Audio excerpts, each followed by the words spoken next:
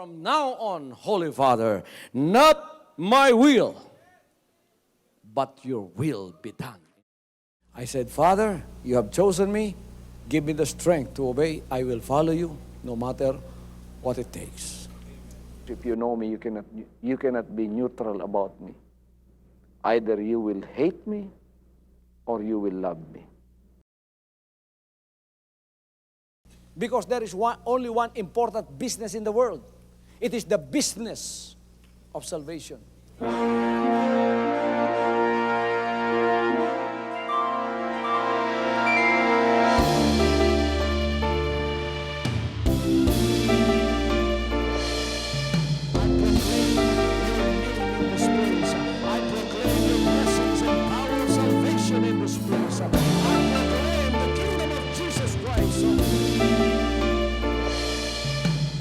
As I am concerned, and as far as the work of God is concerned, we have reached the end.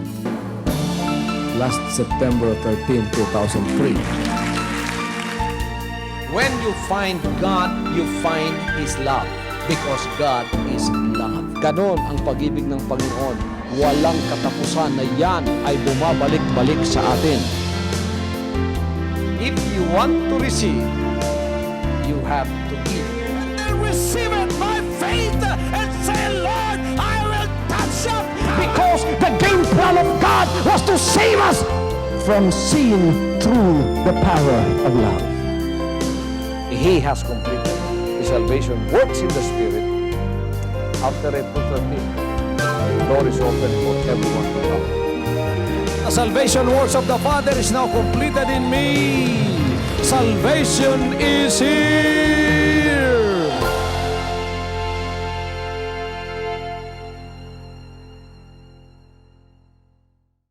Habang tayo mga kapatid ay nananatiling nakatayo, kunin natin ang ating mga Biblia o ang ating mga banal na aklat at buksan natin dito sa Luke chapter 12 verse 15 to 21. And he said unto them, Take heed and beware of covetousness, for a man's life consisteth not in the abundance of the things which he possesseth. And he spake a parable unto them, saying, The ground of a certain rich man brought forth plentifully. And he thought within himself, saying, What shall I do, because I have no room where to bestow my fruits? And he said, This will I do. I will pull down my barns and build greater, and there will I bestow all my fruits and my goods. And I will say to my soul, Soul, thou hast much goods laid up for many years. Take thine ease, eat, drink, and be merry. But God said unto him, Thou fool, this night thy soul shall be required of thee. Then whose shall those things be which thou hast provided?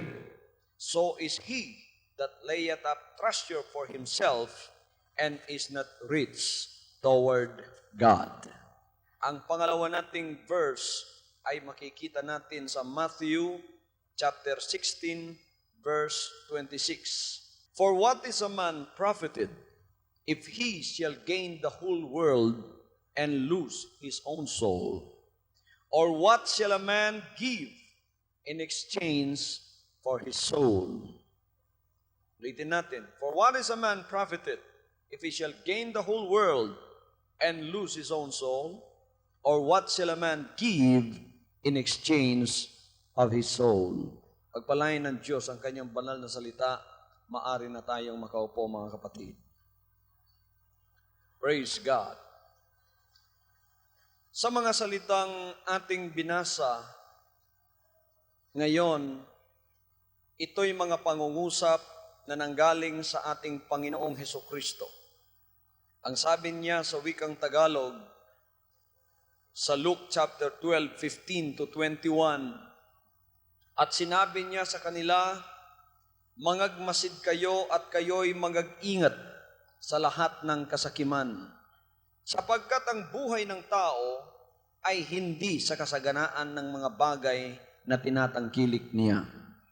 At nagsaysay siya sa kanila ng isang talinghaga na sinasabi, ang lupa ng isang taong mayaman ay namumunga ng sagana at iniisip niya sa sarili na sinasabi, ano ang gagawin ko sapagkat wala akong mapaglalagyan ng aking mga inaning bunga?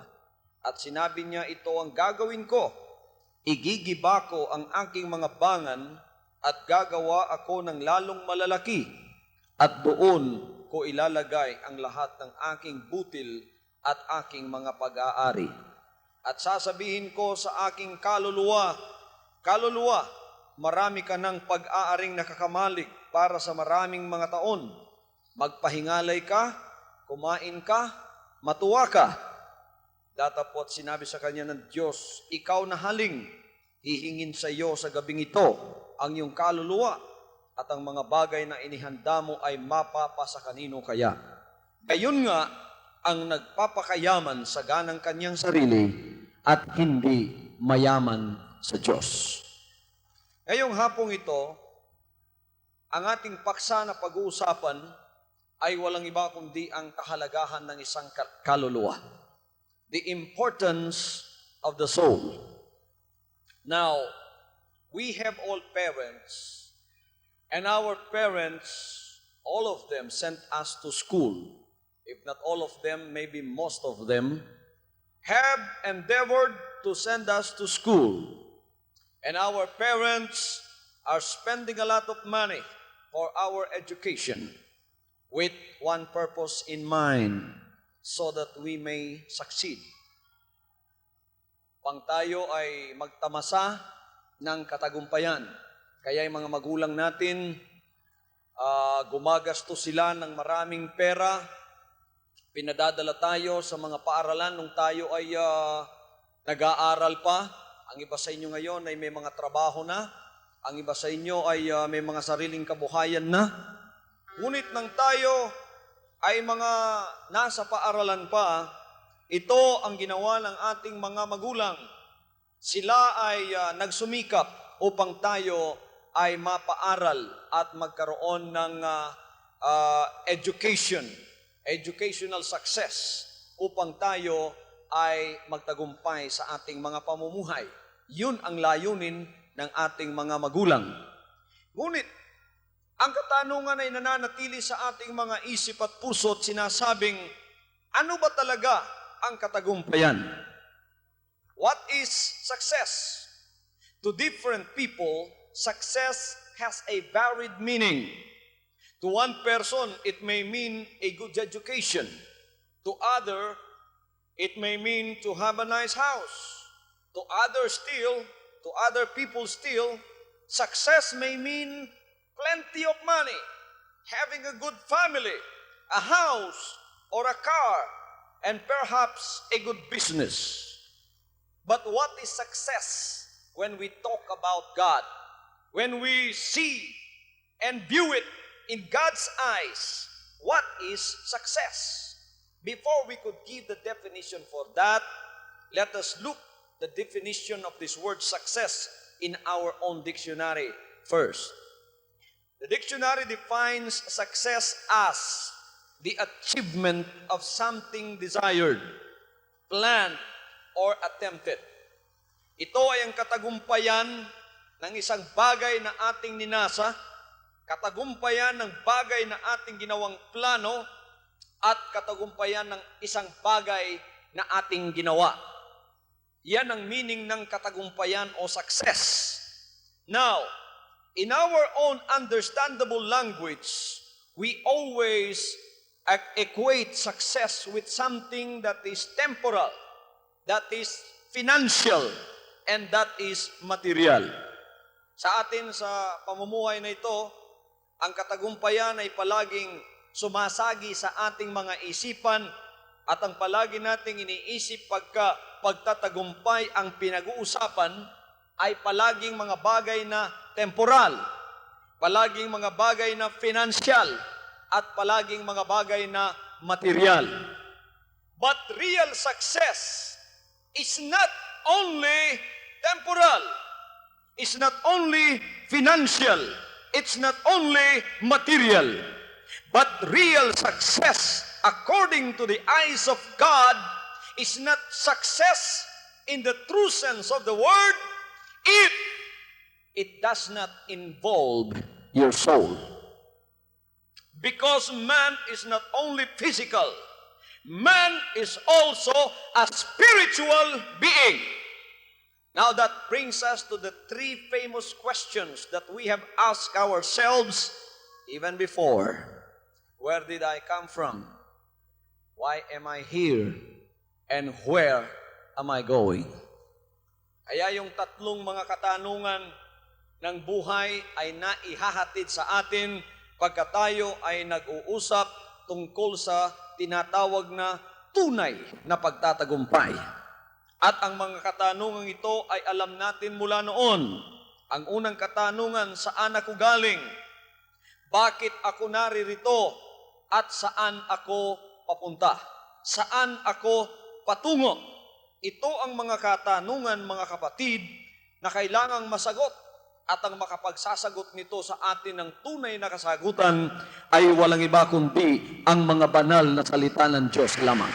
Kaya kung tatanungin kung saan ka galing, kapatid, hindi ka nanggaling lamang sa alabok ng lupa. Ikaw ay nanggaling sa Diyos. Ayaw ng pangalawang katanungan, bakit ako naririto? Maraming mga tao, kung sasagutin nila yan, sasabihin, ako ay naririto upang uminom, kumain at mamatay. Magpakasaya, tamasahin ko ang lahat ng mga kalayawan at kasalanan sa sanlibutan ito sapagkat pagkatapos nito, ako'y mamamatay na at wala nang ano pa mang mabuhay at hindi na, ako ay wala na. Wala na yung kaluluwa ko, hindi totoo yan.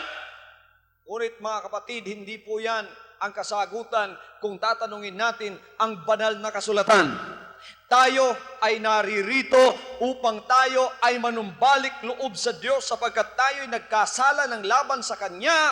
Naririto tayo sa isang buhay na ibinigay niya upang manumbalik loob sa Kanya at upang bumalik sa Kanyang kalooban at upang maligtas ang ating kaluluwa sa kapahamakan ng impyerno. Hallelujah! At ang pangatlong katanungan, saan ako papunta? Pagkatapos ng iyong kamatayan, isa sa dalawang dako ang iyong pupuntahan. Mayroong impyerno at mayroong langit. Isa sa dalawang dakong ito ang iyong pupuntahan. Kaya ang kasagutan kung saan ka papunta pagkatapos ng iyong kamatayan ng buhay na pisikal na ito na binigay ng Diyos, ikaw ang makakasagot ng katanungang yan. And that is exactly why we are here listening to the preaching of God's Word, because we want to let you know that you have a soul.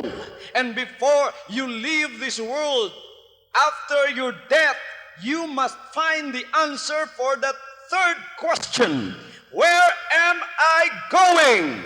You alone can answer that. And we thank God that you are here listening to the words of God, because the answer to the third question cannot be found in universities and schools. It cannot be found only in your home. It can only be found from the words of God. Matatagpuan lamang ang kasagutan sa pamamagitan ng mga salita ng Diyos. Now, when man was already created together with the woman, we already know the story of the fall of man. He was separated from God. And then man became materially minded. Pinasukan na siya ng masamang espiritu ng demonyo sapagkat siya ay naingganyo ng demonyo at nalinlang ng demonyo, kaya sumunod siya at ang tao ay naging korap. Naging korap ang tao, nawalay ang tao sa grasya ng Diyos. For all have sinned and come short of the glory of God. And so man was separated. He became materially minded.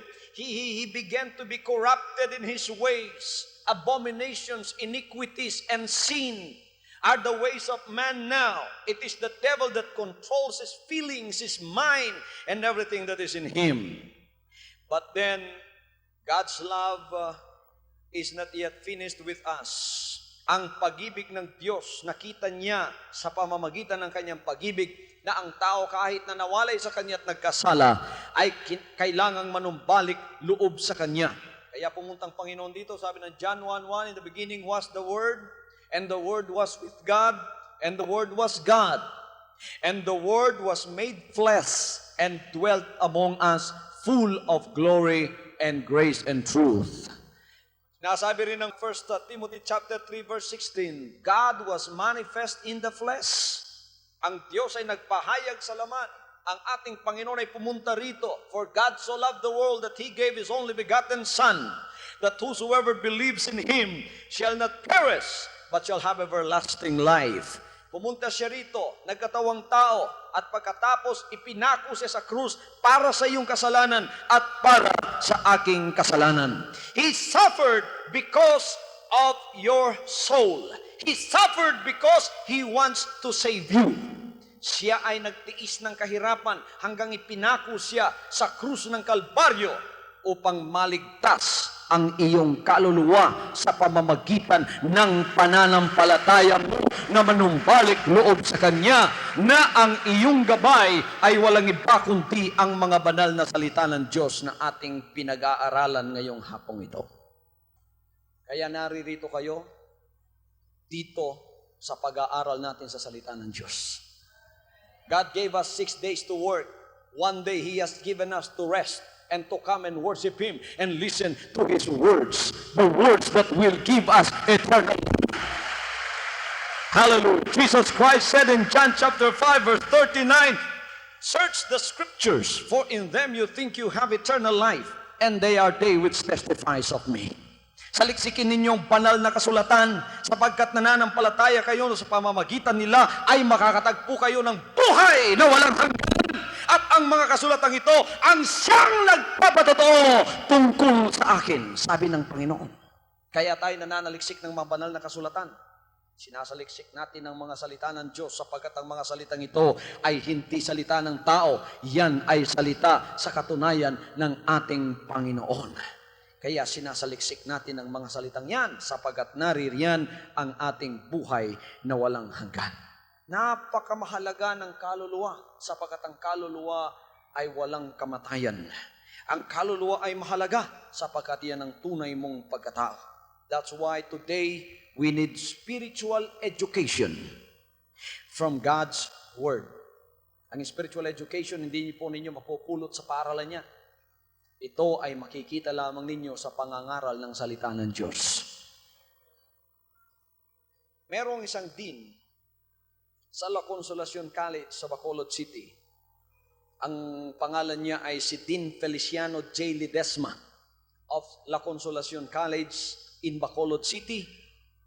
This dean lamented the lack of spiritual education in schools of learning when he gave his speech in 1962, when I quote, he said, modern educators would make man useful here, now, without making him think of the hereafter. They would make man remember the shortness of time and life on earth, but they do not remind him of the length of eternity. They would make him look down upon the sordid earth that he tills, the huge machine that he handles, at the hands and foot dirty with grime and the dust, but they would never teach him to look up at the blueness and the immensity of the skies. They would not make man think of things above the earth. End of quote.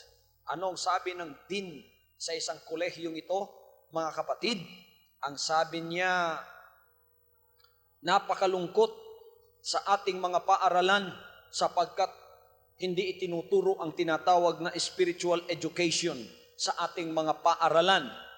Nung binigay niyang speech niya noong 1962, sabi niya, ang mga modern na tagapagturo ngayon, mga modernong tagapagturo, tinuturuan ng tao kung paano niyang gagamitin ang kanyang sarili ngayon dito. Ngunit hindi naman siya tinuturuan na meron siyang buhay pagkatapos ng buhay dito sa sanlibutan ito. Sinasabihan ng tao at tinuturuan kung paano kaikli ang kanyang buhay sa sanlibutan ito. At hindi naman nila tinuturo sa Kanya kung gaano kataas ang eternidad na pupuntahan ng tao. Tinuturuan ng tao na tingnan itong sanlibutang lupang ito na Kanyang ginagalawan, ang mga malalaking makinaryas na Kanyang ginagamit sa mga kamay at sa mga paa na nadudumihan ng mga alikabok at mga dumi ng lupang ito. Ngunit hindi siya tinuturuan na kailangang tumingala sa langit.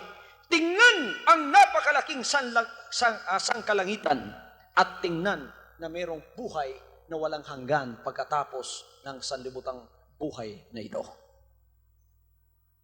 They would make man things of the earth, but they would not teach him to look up at the blueness and the immensity of the skies.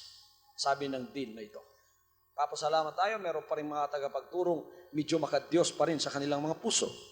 Now this man knows that man's success is incomplete without the success of his soul. Alam ng taong ito na ang katagumpayan ng isang tao ay hindi kompleto kung siya ay hindi mananagumpay sa kaligtasan ng kanyang kaluluwa. Hallelujah! Alam niya na kahit 5 degree mo, ngunit wala namang kaligtasan ng kaluluwa mo, makasalanan ka pa rin. You have not experienced the born-again experience. You have not experienced of being changed from a sinner to a saint. You have not experienced the glorious change of the power of the Holy Spirit from the power of sin to the power of righteousness. You have not experienced the glorious experience living with the Lord Jesus Christ, that once before you are a sinner, now you are walking in the light of the Lord Jesus Christ. Hindi mo naranasan yung malwalhating karanasan na kinuha ka ng Diyos sa kadiliman ng sanlibutan ito at inilipat ka sa Kanyang kababalaghan at kaliwanagan. Hindi nagbago yung buhay mo. 5, 6 yung degree mo. Hindi naman nagbabago yung buhay mo. Makasalanan ka pa rin. Naghahanap ka pa rin ng isang bagay na makakatagpo sa iyo at sa mga kahilingan ng iyong puso na alam mong hindi mo matatagpuan sa sanlibutan ito. Ano ang sabi ng ating Panginoong Jesucristo? Sa binasa natin kanina sa Matthew chapter 16 verse 26. Sabi niya, what doth it profit a man if he gains the whole world and lose his own soul? Ano ang mapapala ng isang tao kung maangkin niya ang buong sanlibutan, ngunit pagkatapos ito, mawawala naman ang kanyang kaluluwa? Pero mo mga kapatid, ang sinabi ng Panginoon, napakalaki ng implication ng sinabi niya. Halimbawa, buong Metro Manila sa iyo. Lahat ng titulo sa lupa, dito lahat ng building, hindi lamang sa Makati, hindi lamang sa Quezon City, buong Metro Manila, iyo ang lahat.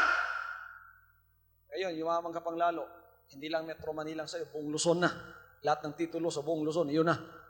Lalo ka pang yumaman, buong titulo ng Visayas, iyo na. Lahat ng lupa sa Mindanao, iyo na. Hindi pa sapat yun, yumaman kang lalo. Ang lahat ng sanlibutan, ang lahat ng bansa, lahat ng title ng lupa, sa iyo na. Sabi ng Panginoon, ano ang mapapala mo kung iyong lahat yan, ngunit pagkamatay mo, ang kaluluwa ay mapapahamak. Kaya napakahalaga pala para sa ating Panginoon ang isang kaluluwa. Jesus Christ did not trust salvation to only one of his prophets.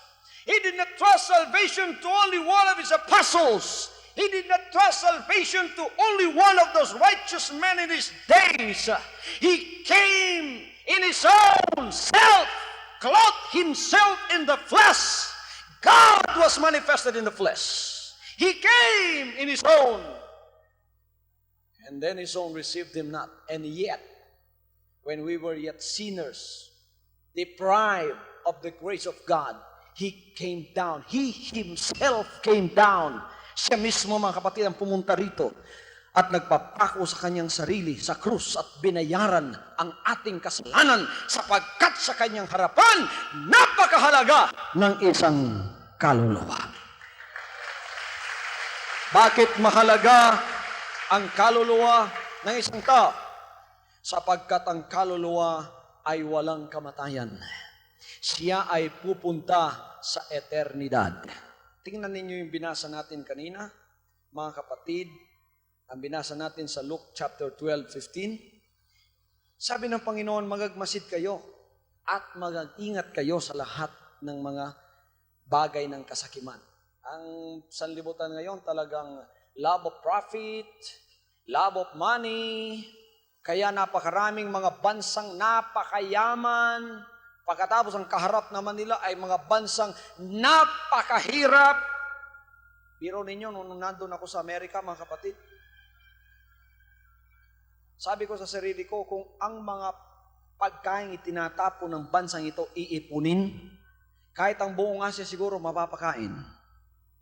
Pumunta kami sa mga restaurant, ang mura ng kanilang mga pagkain, masarap pa. Sabi ko, kung makakatawag lang ako sa Pilipinas, yung mga nagugutom nating mga kapatid doon, sana ipadadaan ko sa kuryente ng telepono itong mga pagkain ito para pumunta doon. Amen. Napakayaman!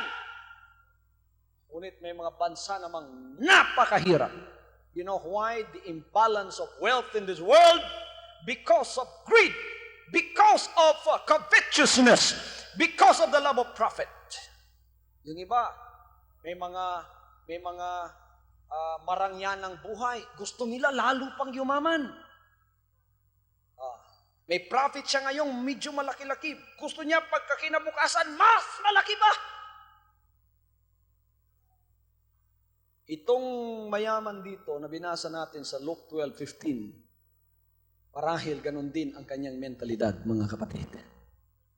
Sinabi kasi dito, sabi ng Panginoon, mag-ingat tayo sa lahat ng mga kasakiman. Bakit? Sinabi ng Panginoon yan. Sinabi niya rito, at pagmasdan natin, sapagkat ang buhay ng tao ay hindi sa kasaganaan ng mga bagay na tinatangkilik niya. Akala ng iba, yun ang buhay. Akala ng iba, pagka meron siyang magandang bahay, meron siyang 4 na kotse, meron siyang magandang grado, 4 ang kanyang degree, mabilyon ang pera niya sa bangko, naku, sitting pretty na siya. Akala niya, yun ang talagang tunay na buhay. Sabi ng Panginoon, hindi ganon ang buhay, sapagkat kung nasa sa iyong lahat yan, hindi pa rin matagumpay ang buhay mo kung wala pa rin kaligtasan ang kaluluwa mo. Anong sinabi ng Panginoon? Kung ipagpapatuloy natin ang mga salita ng Diyos dito, sinabi niya, at nagsaysa sa kanila ng isang talinghaga na sinasabi, ang lupa ng isang taong mayaman ay namumunga ng sagana. Okay. Mayamang ito, napakaraming lupa. Hindi lang maraming lupa, marami pang bunga yung lupa niya at naging sagana. At iniisip niya sa sarili at sinasabi, ano ang gagawin ko? Tingnan ninyo, hindi na niya alam kung anong kanyang gagawin, mga kapatid. Tayo hindi natin alam ang ating gagawin. Sapagkat kulang ang pera natin. Hindi natin alam ang gagawin kung paano tayo kumita at kumain. Maniwala kayo at hindi. Sa ibang tao, hindi nila alam ang kanilang gagawin sa kadami ng kanilang pera. Kaya ang ginagawa nila, pumupunta lang sa kasino, itinatapon yung mga pera nila doon. Sa ating mga panahon ngayon, talagang napakalakas ng greed. Makikita mo sa television, gino-glorify yung gambling. It build us schools, itong lahat na ito, mga kapatid. Kahit ano pang sabihin natin, gambling pa rin yan. That is still love of profit and love of money. Amen. Hindi alam ng mayamang ito kung ano ang kanyang gagawin sa kanyang kasaganaan. Sinasabi ng lupa ng isang taong mayaman ito munang sagana. At inisip niya sa sarili, sinabi, anong gagawin ko? Sapagkat wala na akong mapaglalagyan ng aking mga inaning bunga. Tayo rito, hindi natin malalaman kung ano ang ilalagay na bunga. Yun namang mayamang ito, hindi naman niya alam kung saan ilalagay ang kanyang ganansya. Ang kanyang bunga, napakarami talaga. Mayaman talaga. Anong sinabi niya? At sinabi niya, aha, ito ang gagawin ko. Gigibain ko ang mga maliliit na bangan ito, itong maliliit na mga bodegang ito, gigibain ko na ito. At sabi niya, ako ay gagawa ng lalong malalaki pang bodega. At doon ko ilalagay ang lahat ng aking butil at mga pag-aari at mga ganansya. Kaya kung minsan, dito sa atin mga kapatid, lumalakad ka, kita mo yung malalaking bodega, no? Lalaki ng bodega. Pagtingin mo ron, puro naka-stack na mga kayamanan. Pero ang mayari niyan, iisang tao lang. Ang naghihirap na tao, milyong-milyong tao. Pero ang pag-aari ng isang tao, mga kapatid, sobra-sobra na para sa kanyang sarili. Tila baga na ang mayamang ito ay ganun ang kanyang buhay. Kanya giniba niya yung maliliit niyang bodega, gumawa siya ng lalong malalaki, doon nilagay ang kanyang butil, ganansya at lahat ng kanyang pag-aari. At sinabi niya, itong sinabi niya. Sinabi niya sa kanyang kaluluwa, tinan mo, kapatid, alam niya kung may kaluluwa siya. Alam niyang may kaluluwa siya. Akala niya, yung kanyang temporal, financial, material success, akala niya, yun din ang success ng kanyang kaluluwa. Sapagat nangusap siya sa kaluluwa niya at sinabi, kaluluwa, marami ka ng pag-aaring nakakamalig. Naku, kahit na makulaps ang ekonomiya ng Pilipinas, buhay ka. Kahit na mag-recession pa, mag-inflation pa, kahit na ang ating $1 ay maging 5,000 pesos ang equivalent, kakain ka pa rin sapagkat naririyan, naka-stack lahat. Puro yung mayayamang, titignan nila yung bank book nila, napakarami mo pang pera. Bahala na maghirap ang lahat ang Pilipinas, basta naka-stack lang ang pera kong yan, ang aking kayamanang yan. Kaya sinabi niya, nakakamalig, napakarami para sa iyo. At ito ay para sa maraming taon. Kahit na hindi ka na magtrabaho, para sa maraming taon, you just retire because there is so much for you that I have laid out for you. Sinabi niya sa kaluluwa niya. Sabi niya, magpahingalay ka na lang, kumain ka na lang, uminom ka na lang, matuwa ka na lang. That is the obsession of many people today, isn't it? That is the obsession of so many people today. Their obsession is just to drink, be merry, and be happy. Inom-inom na lang, kain-kain na lang, mga kapatid, saya-saya lang, around the world na lang, napakasarap na ng kanilang buhay. Ganito ang kaluluwa ng mayamang ito. Datapwat, sinabi sa kanya ng Diyos, ito ang napakasaklap para sa mga walang kaligtasan kahit mayaman sa sanlibutan ito. Datapwat, sinabi sa kanya ng Diyos, ikaw na haling. Alam ba ninyo kung anong meaning ng haling? Ang ibig sabihin ng haling, sira ang ulo. Ibig sabihin ng haling, luko-luko. Datapwat, sinabi sa kanya ng Diyos, ikaw na haling, hihingin sa iyo sa gabing ito ang iyong kaluluwa at ang mga bagay na inihanda mo ay mapapasa kanino kaya. Gayon nga, ang nagpapakayaman sa ganang kanyang sarili at hindi mayaman sa Diyos. Alalahanin mo kahit sa iyo na ang buong sanlibutan, ngunit isang bagay pa rin ang hindi mo pag-aari. Hindi mo pa rin pag-aari ang iyong kaluluwa. Yan ay nananatiling ng galing sa Diyos at yan ay pabalik sa Diyos. At hindi mo rin alam kung kailan ang iyong kamatayan. Nalalaman ba ninyo ang istorya ni Aristotle Onassis? Isa sa pinakamayamang Griego. Siya ang may-ari ng maraming eroplano, maraming mga barko, at napakayaman talaga. Ngunit isang araw nagkasakit siya. 12 doktor na espesyalista ang kinuha upang pagalingin siya at sinabi, kahit kalahati ng aking ari-arian ay ibibigay ko sa inyo, mapagaling lamang ninyo ako. Ngunit sabagat na ituro na ang panahon ng kanyang kamatayan, kahit pa 12 espesyalistang doktor ay wala nang nagawa upang madugtungan ang kanyang buhay. Namatay siya at siya ay umalis na nag-iisa sa sanlibutan ito. Iniwan ang lahat ng eroplano, iniwan ang lahat ng barko, iniwan ang lahat ng pera. Kumusta naman ang kanyang kaluluwa? Mga kapatid, hindi niyo pag-aari ang inyong kaluluwa. Napakahalaga ng ating kaluluwa. Kaya habang tayo ay buhay, huwag kayong manalig sa inyong kayamanan. Huwag kayong manalig sa inyong mga naipong pag-ari sa sanlibutan ito. Kahit iyo ang buong mundo, kung wala kang kaligtasan, ay nasa kapahamakan, kapatid. Hindi ka pa rin matagumpay sa iyong buhay. Sabi ng Panginoon, it is impossible for a rich man to enter heaven. The apostle said, if that is so, Lord, who then shall be saved? The Lord said, for man it is impossible, but with God nothing is impossible. That means it is only a miracle that will save a rich man.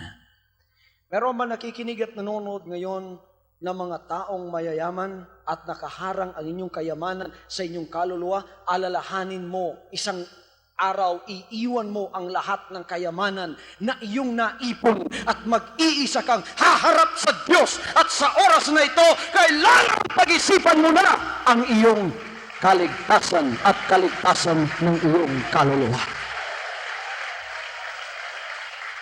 Hallelujah! Kaya, naghiningi ang kanyang kaluluwa. Naku, nagasto ang lahat ng kanyang oras sa pag-iipon ng mga kayamanan yan.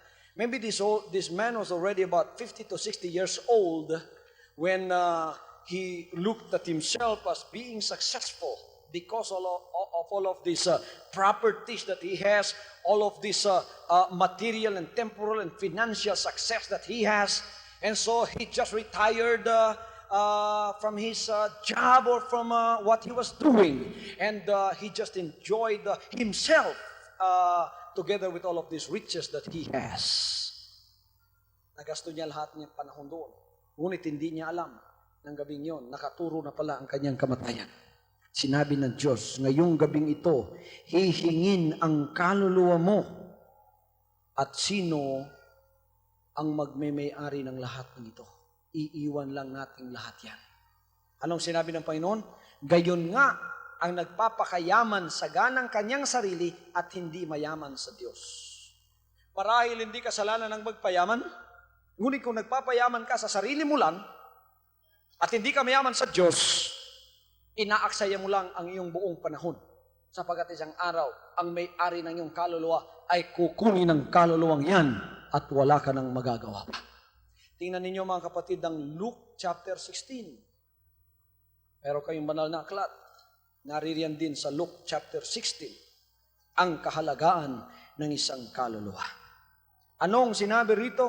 Verse 19, merong isang taong mayaman, nagdaramit ng kulay ubi, maselang lino sa araw-araw ay kumakain ng sagana, at isang pulubi ng pangalan ay Lazaro, lipos ng mga sugat at inilalagay sa kanyang pintuan, at naghahangad na mapakain sa mga mumo na nangahuhulog mula sa dulang ng mayaman.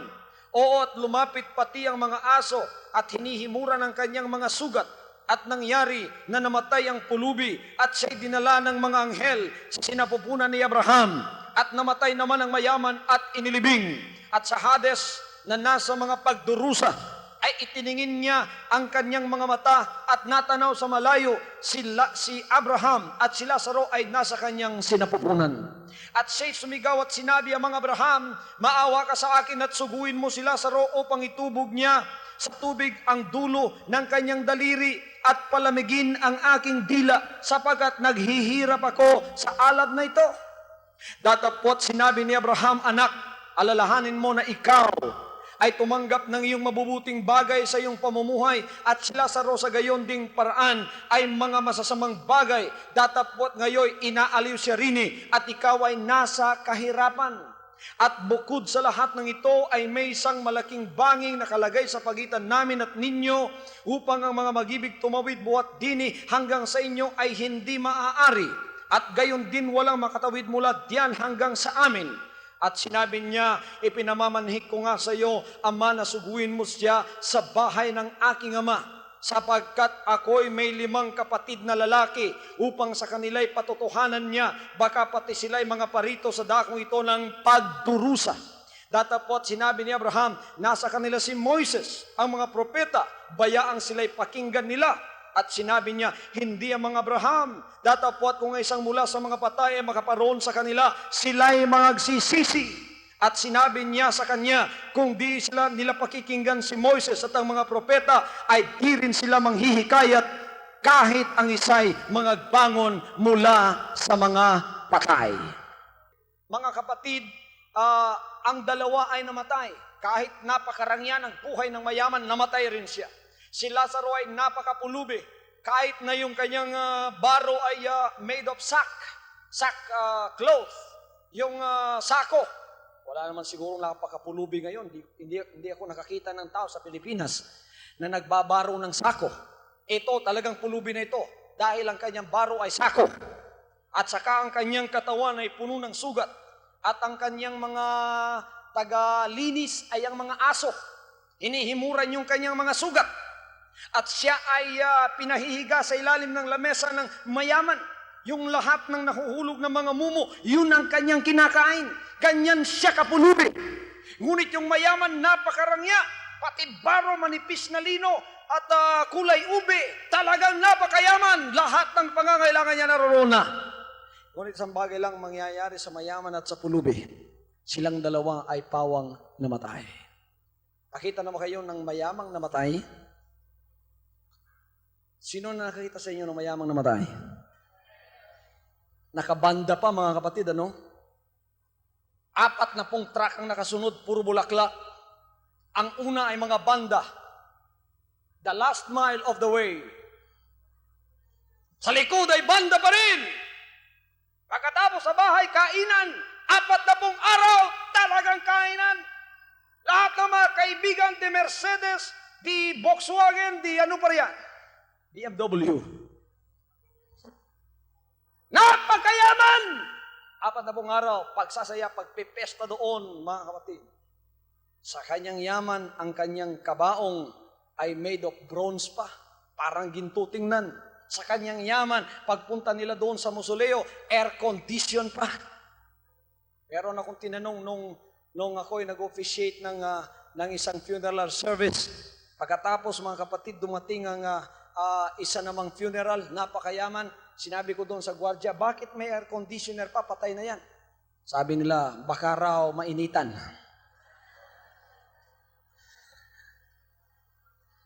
Hindi na nila alam ang gagawin sa kanilang naipong kayamanan. Talagang napakayaman. Ngunit yun namang pulubi, kung minsan, napakapulubi ang nakikipaglibing 3 lang. Walang kabaong, paupers burial pa, ibinabalot na lang ng banig mga kapatid. Tapos pinapasa na lang, may tali sa dulo, magkabilang dulo may tali. Pinapasa ng mga tao, pagkatapos ng tagahukay, 3 pie lang, itinatapon na. Siguro ganun ang burial ni Lazarus. But that is all irrelevant now. They are all dead. The body is now dead. The body that we behold is now dead. The body that many people looked at and tries to give security while living in this world is now dead. Yung katawan na pinapampir ng mga tao, yung katawan na binibigyang degree ng mga tao, yung katawan na pinababaruan ng magandang baro ng mga tao, yung katawang pinapalakpakan ng mga tao, yun ay nasa lupa na ngayon. Ang katanungan dito, kahit ano pang gawin mo sa katawang yan, ilagay mo sa kabaong na bronze, ilagay mo sa banig na lang, mayroon ba nakipaglibing o wala, that is all irrelevant now. Because after death, then that is your life, real life. Now when man is alive, is living. That is the union of the soul with the body. When you die, physical death, that is the separation of the soul from the body. Pagka namatay ka, aalis na yung kaluluwa sa katawan mo. Pagka buhay ka, ang kaluluwa mo nasa loob ng katawan mo. Pagka mamatay ka, aalis ang kaluluwa, maiwan yung katawan. Tingnan nyo yung katawang walang kaluluwa, wala ng buhay. Amen? Patutunayan mo ba, pastor, na talagang ang kaluluwa ang nakakaramdam ng sakit, ang nakakakita at nakakarinig? Patutunayan ko sa inyo. Para makapaniwala kayo na ang kanyang kaluluwang hindi nyo nakikita, yan talagang nangangailangan ng kaligtasan. At kahit nakakaramdam ng sakit yan, nakakakita, ngunit walang kamatayan yan. Hindi niya pagkabuhay kayo, kurutin mo, sakit, kala mo katawan mo sasaktan. Ang kaluluwa yan. Tumingin ka, nakakakita ka, akala mo mata mo nakakita. Ang kaluluwa. Pagka umalis ng kaluluwa, nakakaramdam ng sakit, nakakakita at nakakarinig, ang katawan maiiwan, ang tahanan ng iyong kaluluwa. Sino na sa inyo ang nakakita ng isang bangkay? Yung patay na katawan. Sinubukan na ba ninyo na tingnan ang isang patay na katawan dinala sa funeral home? Hiniwa ang tiyan. Meron bang patay na sumigaw at sinabi doon sa humihiwa sa kanyang tiyan, Aragoy, dahan-dahan lang. Meron ba? Hiniwa ang tiyan! Wala na. Hindi na siya nagsabing, Aragoy, dahan-dahan lang. Ang tanong dyan ay ito, bakit meron siyang katawan, hindi na siya nakakadama ng sakit? Sapagkat ang tunay na nakakadama ng sakit, wala na sa loob ng katawang yan. Hallelujah! Tingnan ninyo ito. Nang mamatay ang mayaman, nang mamatay ang pulubi, yung katawan nilang lupa inilibing. Ngayon, mga kapatid, ang nasa harap nila, nasa harap ni Abraham, mga kaluluwa na ito. Ngunit nakakaramdam pa rin ng sakit sapagkat naroon siya sa apoy ng impyerno at sinabi, napakainit dito. Nakakaramdam pa rin siya ng uhaw. Nakakakita pa rin siya. Nakikita pa rin niya si Lazarus. Naroon sa sinapupunan ni Abraham. At humipa siya ng tubig. At sinabi niya, padala mo tubog dito sa dila ko. Isang tulo lang, napakainit dito. Ang sabi ni Abraham, ang naririyan, di makaparito, narito, di makapariyan. Alam ba ninyo na ako'y naniniwala sa purgatorio? Ang purgatorio, ang paniwala ko, hindi pagkatapos ng kamatayan. Bago mamatay ang tao, ay kailangan dumaan siya ng purgatorio. Anong ibig sabihin ng purgatorio? Dito pa, mga kapatid, linisin ka na, ipurga ka na. You are cleansed by the words that I've spoken unto you. Ang mga salita ng Diyos ay nakakalinis, inaalis yung kasalanan natin, nililinis, nililigo tayo, para dito pa ipupurga na tayo sa ating kasalanan. Aalisin na yung ating kasalanan upang kung mamatay tayo, tuloy-tuloy tayo sa langit tulad ni Lazaro. Mga kapatid, mahalaga ba talaga ang kaluluwa? Mahalaga ba talaga ang kaluluwa? Dito sa mga salita ng Diyos, nakita ninyo, sa tradisyon na ating nakagisnan, tayo ang nananalangin para sa mga patay. Kahit pumunta tayo November 1 sa libingan, dinadalangin natin yung mga mahal natin sa buhay na patay. Panginoon, niligtas mo sana yon, palipatin mo na Panginoon. Pero dito sa katotohanan, hindi tradisyon, katotohanan, ang patay ang nananalangin sa buhay. Pagka ang ating kaluluwa ay nasiguro na natin sa kaligtasan, mga kapatid, masasabi natin sa ating sarili, ako ay nagtagumpay na sa aking buhay. Galing ako sa Panginoon, narito ako at nawalay sa Kanya, at ngayon sa iisang buhay na binigay niya, ako ay nanumbalik loob sa Kanya. At ngayon ako ay handa na makiharap sa Kanya. In judgment, we will face the Lord Jesus Christ. There is only one question that will be asked. Did you obey my will? Why? Because John 12:48 tells us, if you reject me and receive not my words, there is one that will judge you. The words that I have spoken shall judge you in the last days. It's not the Buddhist faith that will judge you. It's not the Muslim faith that will judge you. It's not the Catholic faith that will judge you. It's not the Protestant faith that will judge you. It's not the Mormon's faith that will judge you. The words of God will judge you in the last days. Anong gagawin natin ngayon? Gagawin natin, tanggapin natin ang ating Panginoon. Papasukin siya sa ating puso. At tayo ay gumawa ng isang desisyon ng pagsisisi na mula ngayon, Panginoon, ikaw po ang magiging Panginoon at Diyos ng aking buhay. Pumasok ka sa akin. Ang lahat ngayon natatanggap sa Kanya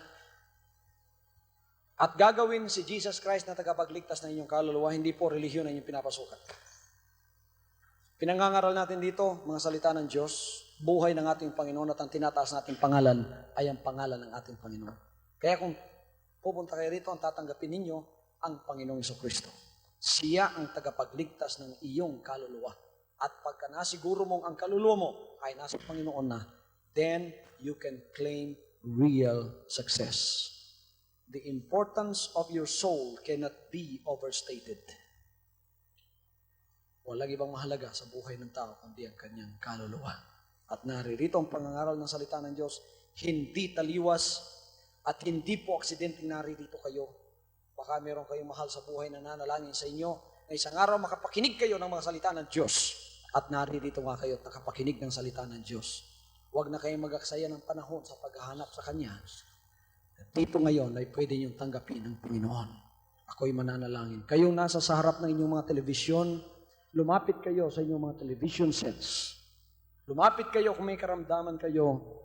Bilang point of contact natin, hawakan ninyo ang mga television sets na yan. At kung kayo nangangailangan ng isang kalutasan ng iyong problema, o kaya kayo nangangailangan ng kaligtasan sa oras na ito, kapatid, lumapit ka sa television mo yan at ako'y mananalangin para sa iyo. Praise God. Panginoong Diyos, ako po'y dumadalangin sa kapatid kong nasa sa harap ng kanyang television set sa oras na ito. At siya ay mayroong malaking problema sa kanyang buhay. Maring ito'y financial, temporal, o maring ito'y isang familial problem. Isang problema ng pamilya. At siya ay nangangailangan ng kaligtasan. Claim the promise of God right now. Call unto me, and I will answer thee, and show thee great and mighty things which thou knowest not. At kung ikaw naman ay nangangailangan ng tagumpay ng kaligtasan sa buhay mo, tumawag ka sa telephone number na sa iyong screen ngayon. Bibigyan ka ng counseling at ikaw ay tatanggap ng kaligtasan sa oras na ito. Gawin mo ang panalangin ito at sumunod ka sa akin. Panginoong Hesus, tinatanggap ko po ikaw, aking tagapagligtas. Pumasok ka sa aking puso at alisin ng kabigatan ng aking kasalanan. Patawarin mo po ako, linisin mo ako sa pamamagitan ng iyong dugo. Tinatanggap kita bilang aking tagapagligtas sa oras na ito. Sa pangalan ni Kristo Jesus. Amen. From now on, Holy Father, not my will, but your will be done. I said, Father, you have chosen me. Give me the strength to obey. I will follow you no matter what it takes. If you know me, you cannot be neutral about me. Either you will hate me or you will love me. Because there is only one important business in the world. It is the business of salvation.